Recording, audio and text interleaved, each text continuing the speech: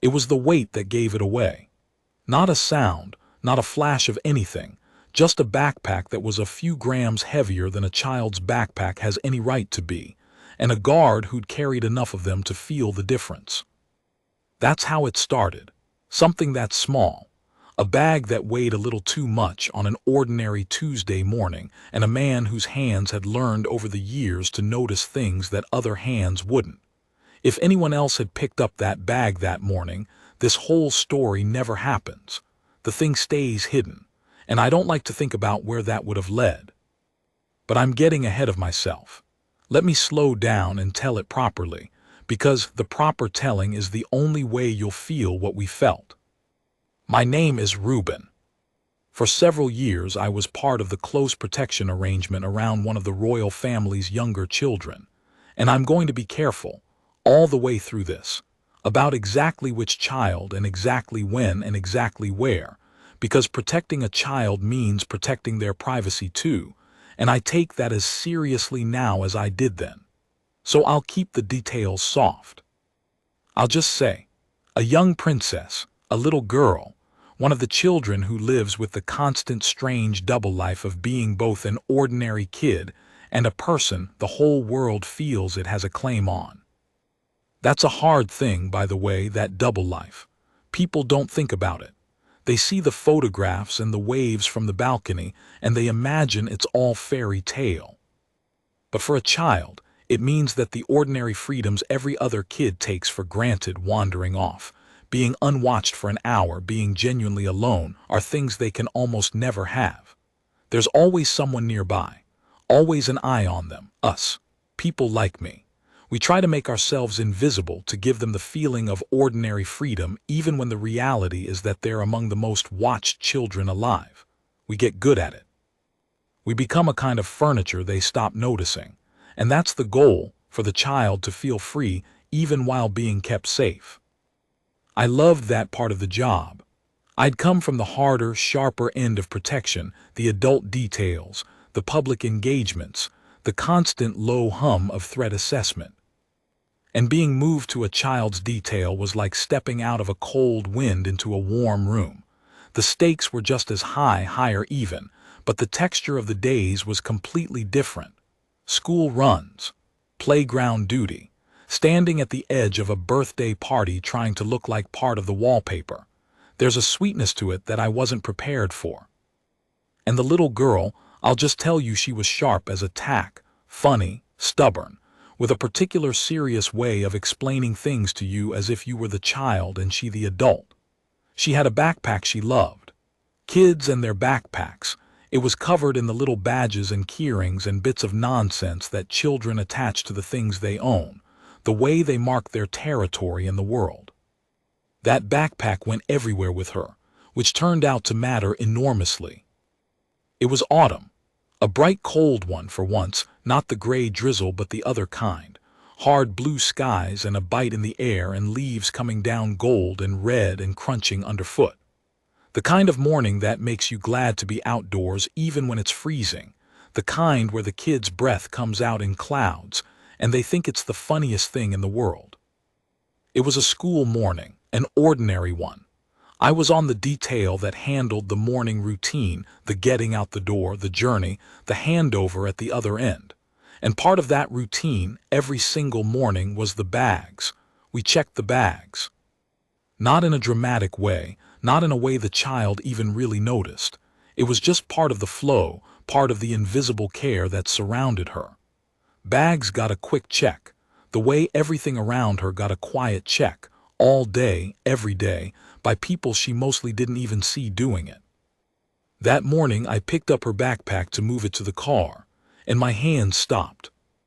I want to explain this, because it sounds like a small thing and it wasn't. When you've handled a thing many times, the same bag day after day, for a long time, your hands build a memory of it that's deeper than thought. You don't consciously weigh it. You just know it. The way you know the weight of your own front door or the feel of your own keys in your pocket. And that morning, the instant I lifted that backpack, something in my hand said wrong before any thought formed in my head at all. It was heavier, not by a lot, by a little, by the weight of a small thing that hadn't been there before. I stood there in the cold, bright morning with the bag in my hands and that quiet wrong humming through me, and I did what you learned to do. I didn't react, didn't change my face, didn't break the ordinary flow of the morning. The little girl was right there, chattering about something, her breath clouding in the cold. The last thing I was going to do was let anything show. So I just carried the bag to the car the way I did every morning, smooth and ordinary, while inside me an alarm had started to ring that didn't stop for days. And at the first moment I could, once she was occupied, once I had 30 seconds unobserved, I checked it. Properly. Hands moving fast and careful through the pockets and the linings, the way we're trained, looking for the source of the extra weight. And I found it, tucked into a seam, worked down into a gap in the lining where a child would never find it and a casual check would never reach, a small, hard object that did not belong. I didn't pull it out. I just got my fingers on it, enough to feel the shape and the size of it, enough to know.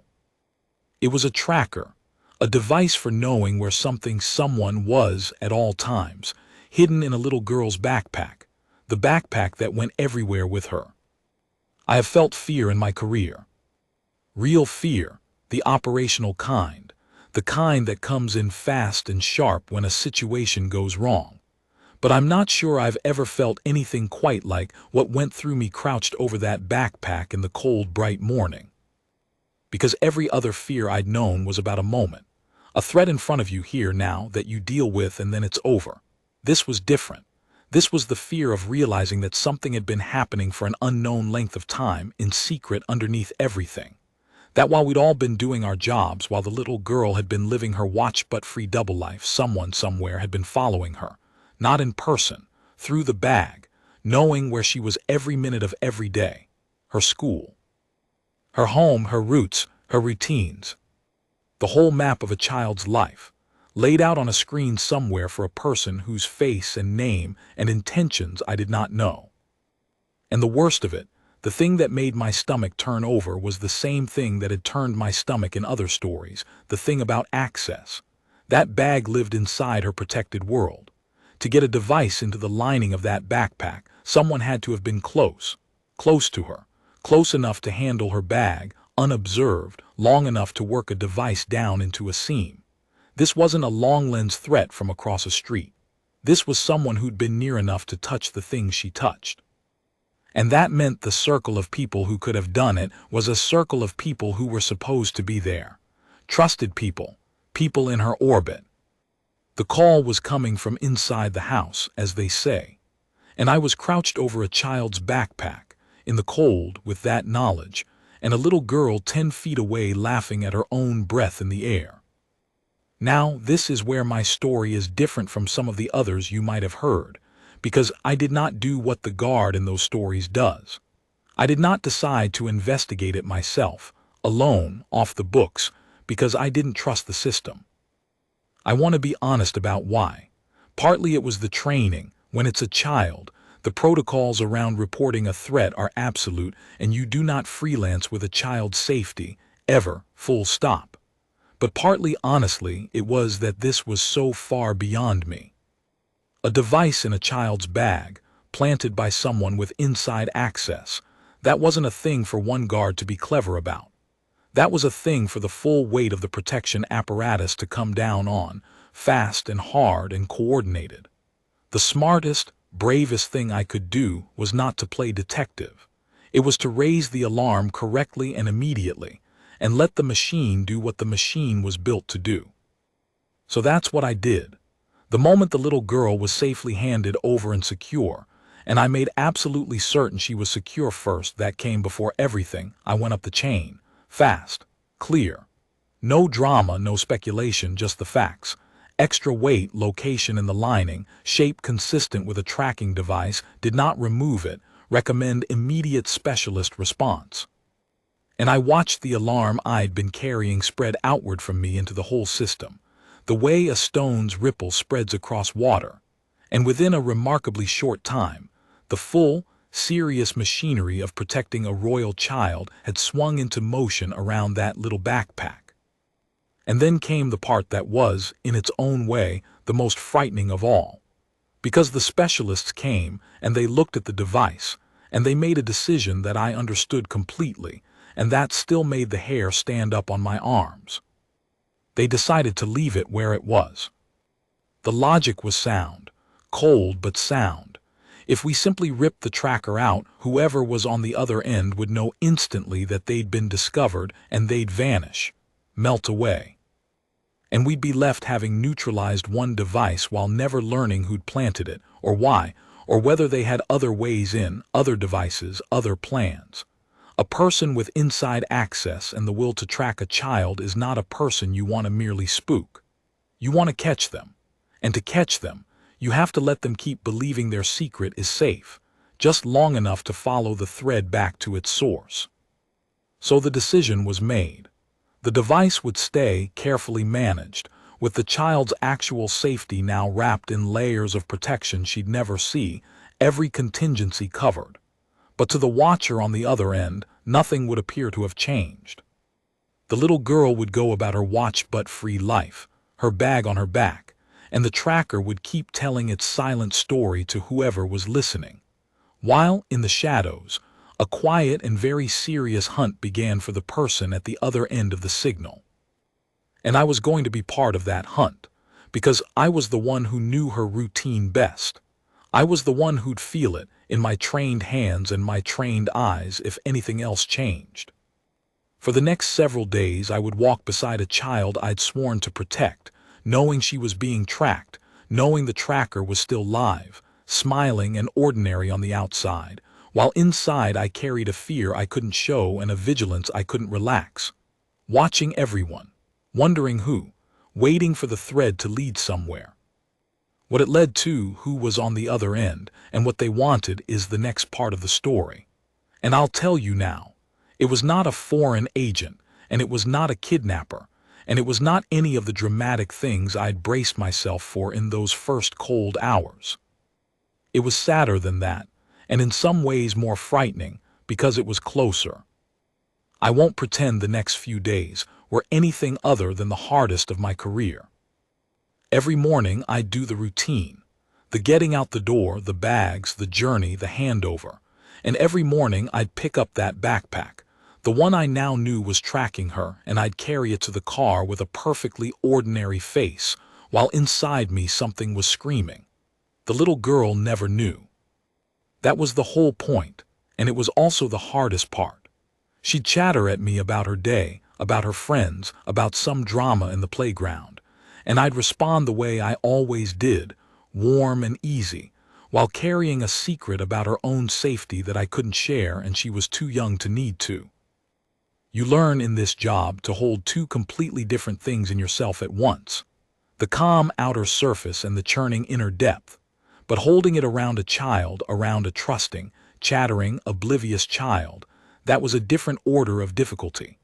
There were moments I caught myself looking at her, just for a second, with something that must have been close to grief in my face, before I caught it and smoothed it away. The thought that someone had reached into her safe little world and planted an eye there. The thought of her going about her days, free and happy in her own mind, while a stranger watched the dot of her move across a map.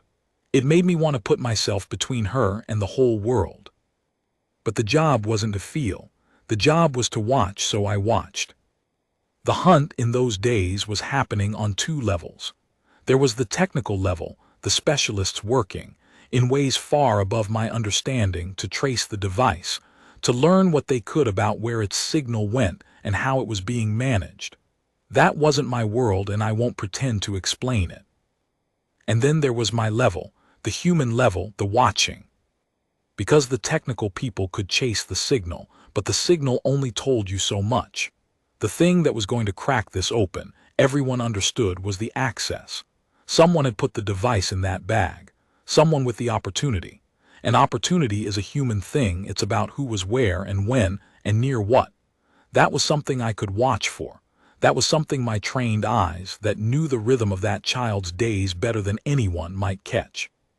So I started quietly to think about the bag, where it went, who came near it, when it was, even for a few minutes, out of a protected person's direct control. And the more I thought about it, the more one possibility kept rising to the top. Because a child's backpack in a child's life spends most of its time in places thick with protection: home, the car, the secure handover. There were very few windows where someone outside that tight circle could have reached it, but there was one kind of place where the bag mingled briefly with a wider world. One kind of place where it sat in a cloakroom among dozens of identical bags, where the protection had to step back a little to give the child the ordinary experience every child deserves, where the circle of people with proximity widened from a handful of trusted few to a larger, looser crowd. School. Not the staff. I want to be careful here because my mind went there too unfairly, and it's a poison I've talked about before, the way suspicion makes you look sideways at innocent people. But school was the one place in that child's life where her world brushed up against a much bigger world, where her bag sat in a row of bags, where, for stretches of the day, the tight protective circle had to loosen, deliberately, so that a little girl could have something like a normal childhood. I flagged the thought. It went into the machine along with everything else, and the machine, working faster and more thoroughly than I could have alone, began to narrow things down. It took several days, and then one evening I was told that they'd found the thread's end. That they understood now who was on the other side of the signal, and that I should prepare myself because it was not what any of us had braced for. I'd spent those days imagining monsters. You can't help it. When someone is tracking a child, your mind builds the worst possible figure on the other end: a predator, a professional, someone with terrible intentions, the kind of person who haunts a parent's darkest 3 a.m. fears. I'd armored myself against that. I was ready to feel hatred. I think, in some dark corner, I wanted a monster, because a monster is simple, and you can put all your fear and fury onto a monster cleanly. What they'd actually found was a frightened, troubled, lonely woman in deep crisis, and she was not a stranger at all. I'm going to keep her identity soft, the same way I've kept everything else soft, because by the end of this you'll understand that she was as much a person to be helped as a threat to be stopped, and I won't expose her further than the story needs. So I'll just tell you the shape of it. She was connected to the wider school world, not staff, but part of that broader community of people who orbit a school, the parents and helpers and familiar faces who are around enough to become unremarkable.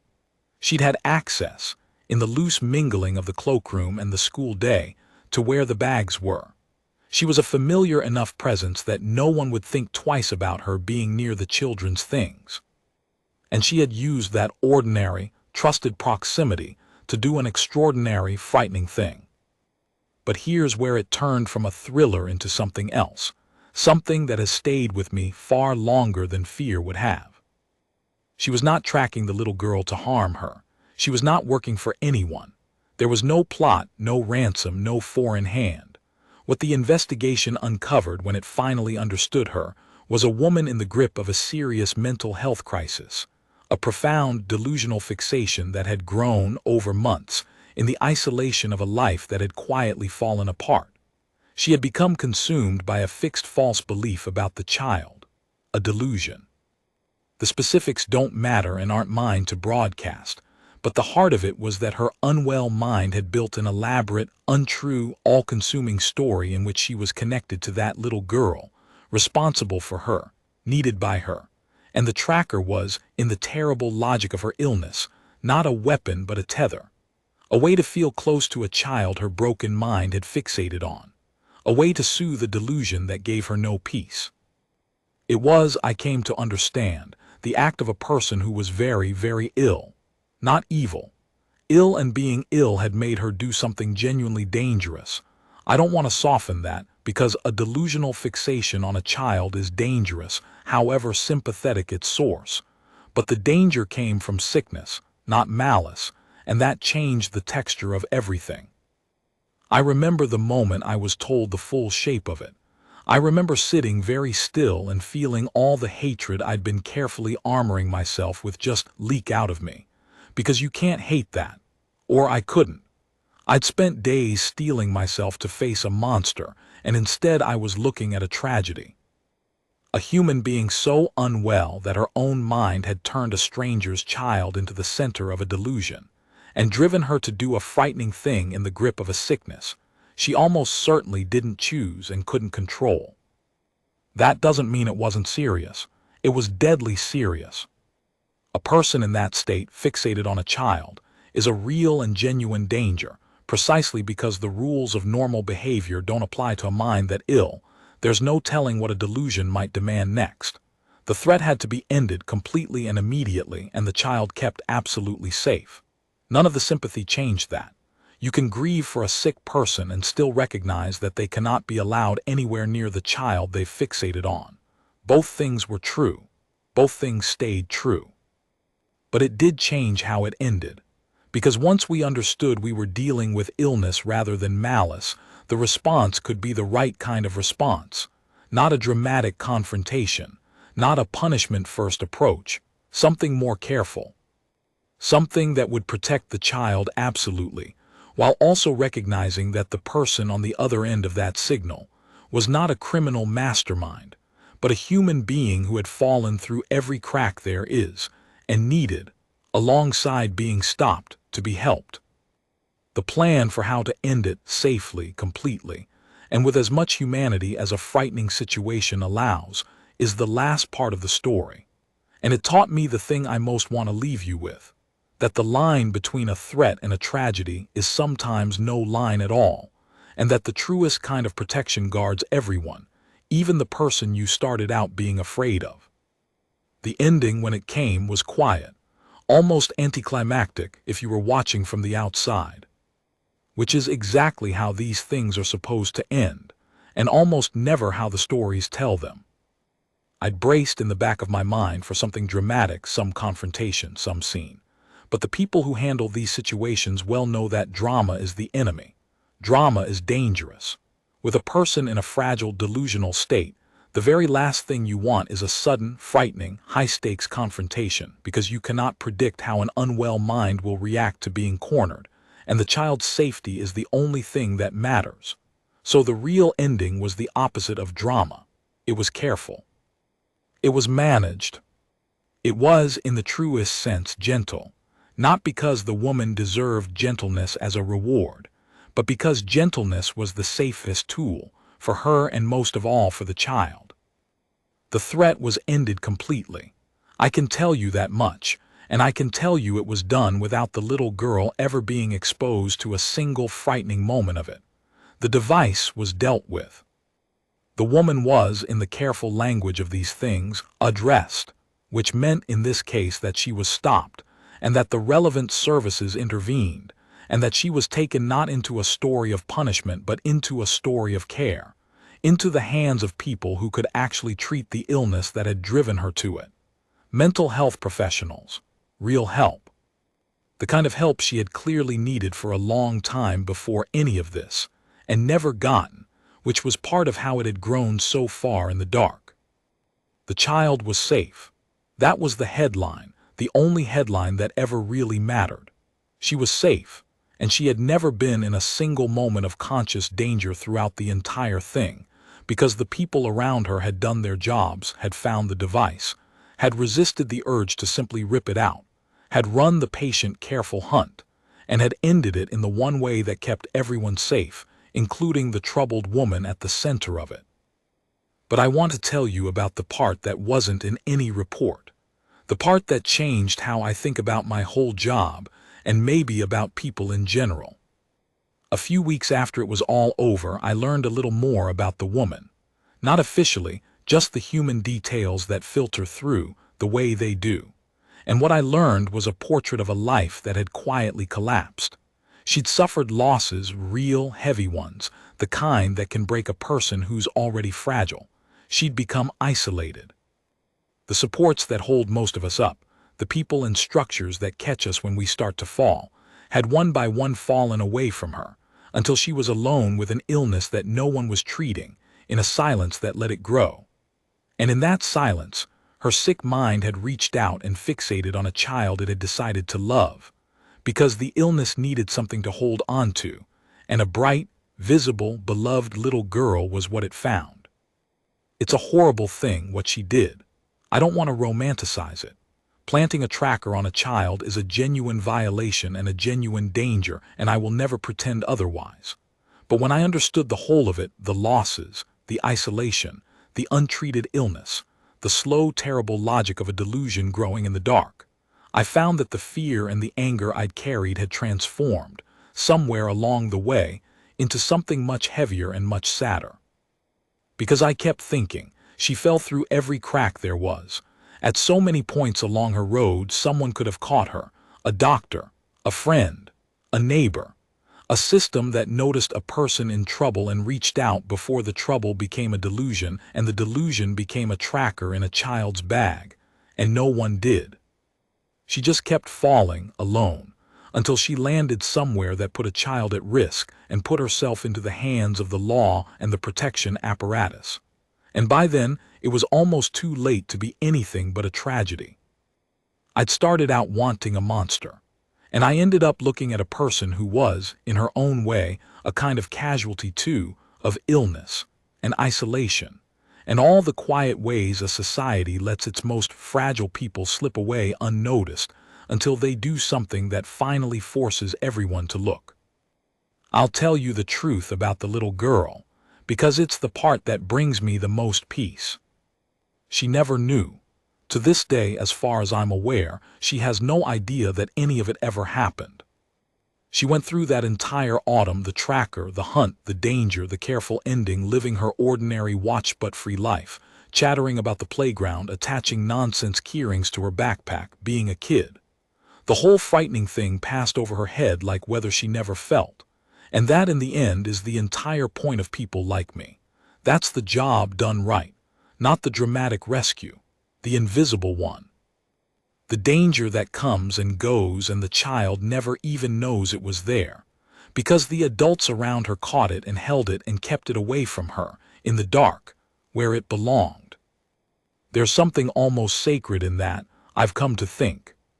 To stand between a child and a fear, and to take the whole weight of the fear onto yourself, and to make absolutely sure that none of it, not 1 ounce, ever reaches the child, so that she gets to keep her ordinary days, her playground dramas, her silly keyrings, her belief, which every child deserves and so few in her position get to fully have, that the world is safe and she is free in it.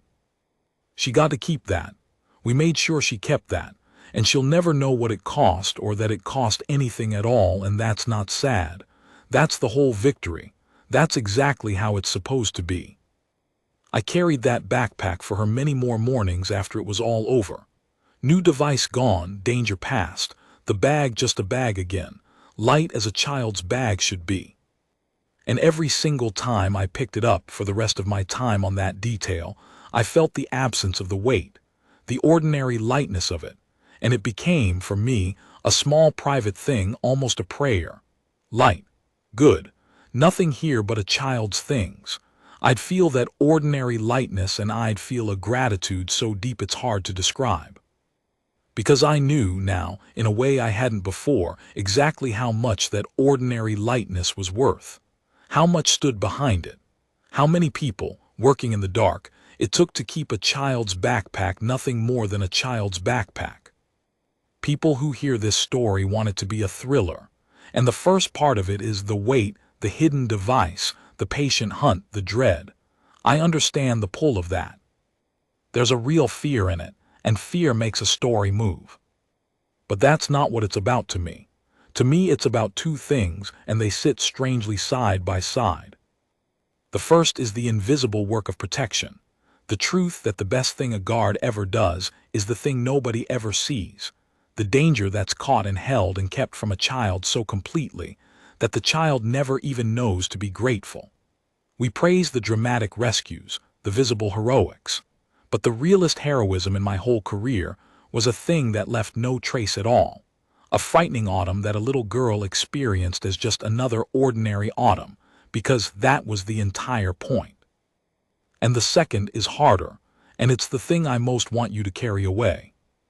It's that the person I started out being terrified of, the person I'd armored myself to hate, turned out to be a human being who had fallen through every crack there was.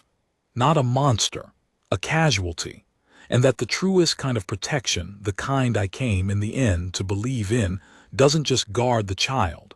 It finds a way to guard everyone. It stops the danger and it gets the sick, fallen person into the hands of people who can help them.